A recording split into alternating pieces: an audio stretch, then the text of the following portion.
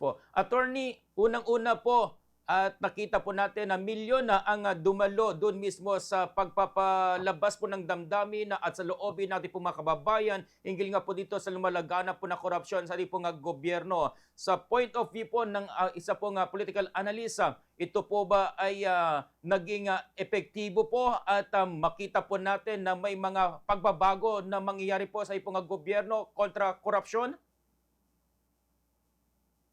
Well, syempre, Frami, the only way we can answer that is kung meron tayong makitang change of behavior sa mga public officials natin, right? Mm-hmm.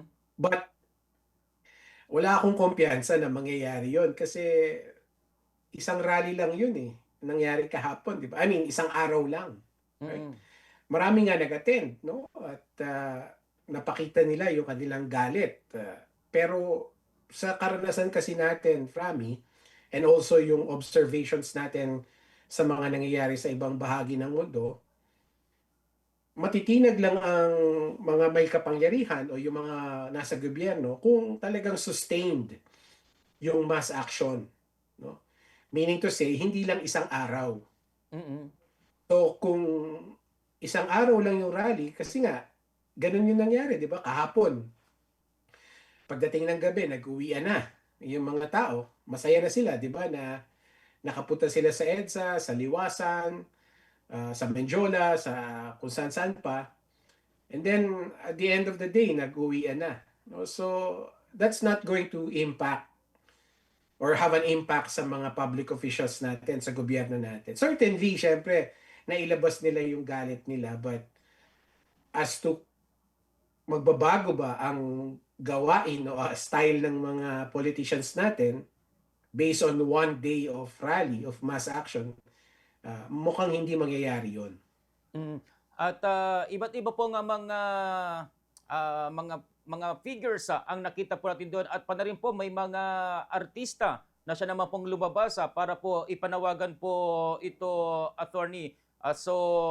Makikita po nito no, na yung binanggit nga po ninyo na dapat araw-arawin na or kaya po ay talagang bigyang diin na para panagutin po ito pong nasa gobyerno po natin na gawin po ang kala pong trabaho po, sir.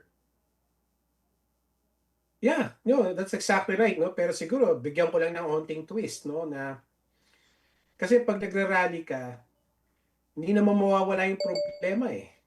Mm-hmm. Kasi ang problema natin is yung mga mambabatas natin eh. Yung mga hinahalal natin mga mambabatas. Sila yung problema natin eh, right? Sila yung nagnanakaw sa kaban ng bayan. Pero binoboto natin sila. So, kahit ilang rally ang gawin natin, kung ang mga iboboto natin mga mambabatas ay pare-pareho pa rin, then walang mangyayaring pagbabago. Right? Yes. So, yung sinasabi nilang panagutin yung mga nagnakaw, panagutin yung mga corrupt, that's all well and good, no? Magandang sinasabi yon out loud. But reality check lang din na kapag yung mga corrupt na yon, yung mga nagnanakaw na yon, iboboto ulit natin, anong pananagutan yung mangyayari? Wala. Walang pananagutan na mangyayari if kung itong mga pangalan na to na naririnig na natin na sangkot dun sa plunder, sila ulit ang iboboto natin, then ganun pa rin. We will still be burdened with the same problem, which is lawmakers plundering our money. Yes. And Attorney Yusinko, sa kahapon, ay ito nga po ang declaration po ng martial law na siya naman po nga isa po sa mga, sabi po natin, ay naging simbolo po ng talagang mga pagbabago noong rehimen po nito pong dating Pangulong Ferdinand Edralina Marcos.